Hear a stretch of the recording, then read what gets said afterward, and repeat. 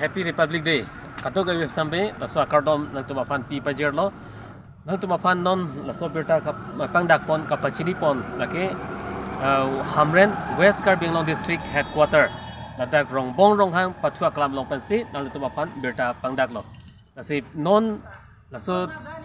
Republic Day katalon ponang kok alam the lano itum Independence Day kelong laki 1947 15 August silong lo. Sitame kang tim lim kalilang halasud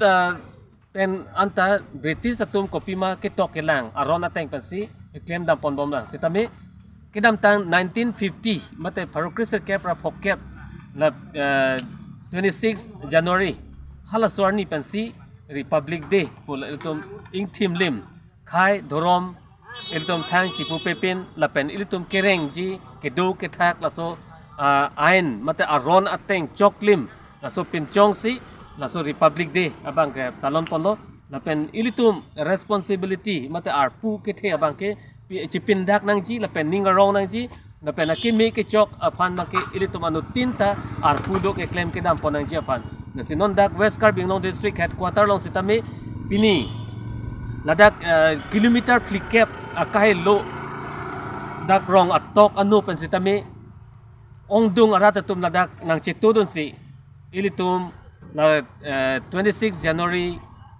mate la Republic Day abangke mesen pen talon pono la pen isi ekopai ke me abangke ladak Assam Legislative Assembly Deputy Speaker ke hai MLA Dr. Numol Mumin alang liwangsi ilitum afan det alama ilitum afan ing turpilo la pen solong ladak 20th Baitlang so LEC kai Rupsing Teron MLA alang saja tongolo lapen sotasi pining abang ke project lapen temuchot asonsi alang tum ke bipon ke teklong lahano kai pen wangwe tum sitami je Pawan Kumar Rai alang stavang lo lapen Rina Terang pi EM alang listavang lo la se ongdung MEC no la socheng along ahin pan sitami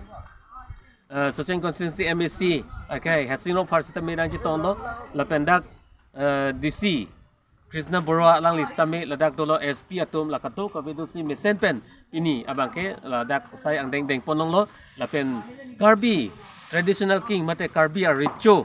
longsing ronghang sitame alang li wangsi piniarni amana pengpen ladak rongbong ronghang patua klamalong wangsi ladak cultural program mate kilun ke kan hai goi setame lapen kaprek akai tuan same latum kilun ke kan kachepate setame dak people lo lapen peklang pono lapen pini kelang menai abang kelano march pass student atum project ka school atum pen wangsi ladak amren angkang atum dak chepati si ladak peklang pono lasila mesen pen adap pen non arni kang saman mesen pen papeklang ponsi ini alir alon ki pipen ningarong lapen kachihok pensi laso January mate la arkoi ni phai inkora trok surini inkora priya banke palon ponong lo জিলাৰ হামৰেনৰ পবিত্ৰ ভূমিৰ পৰা ভাৰতবৰ্ষৰ ৭৫তম গণৰাজ্য দিৱসৰ এই পবিত্ৰ ক্ষণত মই সমগ্ৰ পশ্চিম কাৰ্বি আংলং জিলাবাসী ৰাইজৰ লগতে সমূহ অসমবাসী আৰু দেশৰ সমূহ জনসাধাৰণলৈ মোৰ আন্তৰিক শুভেচ্ছা জ্ঞাপন কৰিছোঁ।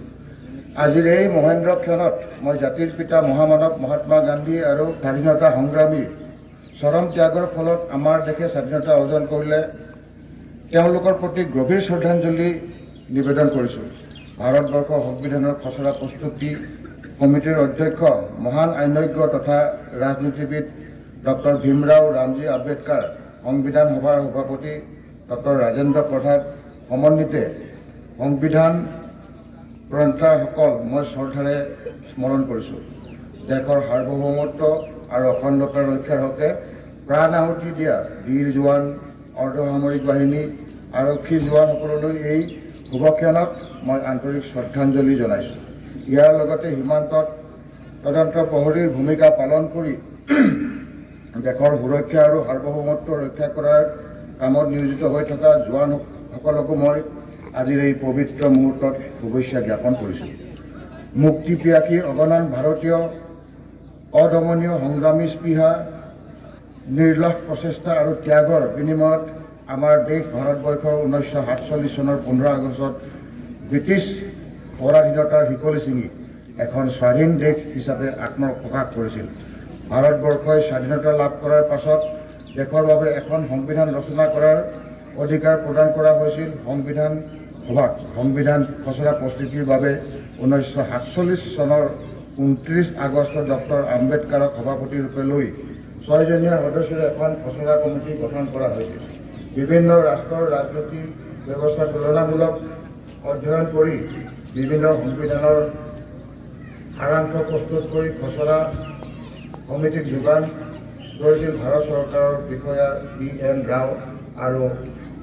SM মুখাৰ্জীয়ে। 1949 চনৰ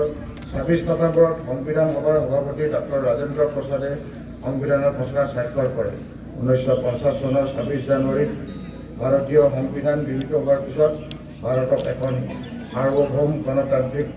প্ৰজাতন্ত্ৰৰূপে ঘোষণা কৰা হয়। সংবিধান প্ৰৱৰ্তনৰ সেই দিনটোৰ তাৎপৰ্য দুপমীয়াকৈ ৰাখিবলৈ আমাৰ দেশে প্ৰতি বছৰে 26 জানুৱাৰীৰ দিনটো গণৰাজ্য দিৱস হিচাপে উদযাপন কৰি আহিছে। গণৰাজ্য দিৱস উদযাপনত 75 বছৰৰ প্ৰৱেশ আৰু শুভক্ষণত আজি আমি ভাৰতৰ জাতীয় পতাকাৰ তলত থিয় হৈ পুনৰ এবাৰ দেশৰ প্ৰতি থকা আমাৰ দায়িত্ব আৰু কৰ্তব্যৰ প্ৰতি সংকল্পবদ্ধ হ'ব লাগিব। তথা ৰাইজ দেশৰ জনসাধাৰণৰ অশেষ ত্যাগ আৰু কষ্টৰ ফলত বিশ্বৰ অন্যতম শক্তিশালী গণতন্ত্ৰ প্ৰতিষ্ঠিত আমাৰ দেশে ইতিমধ্যে স্বাধীনতাৰ 75 বছৰ সম্পূৰ্ণ কৰিছে। স্বাধীনতাৰ 75তম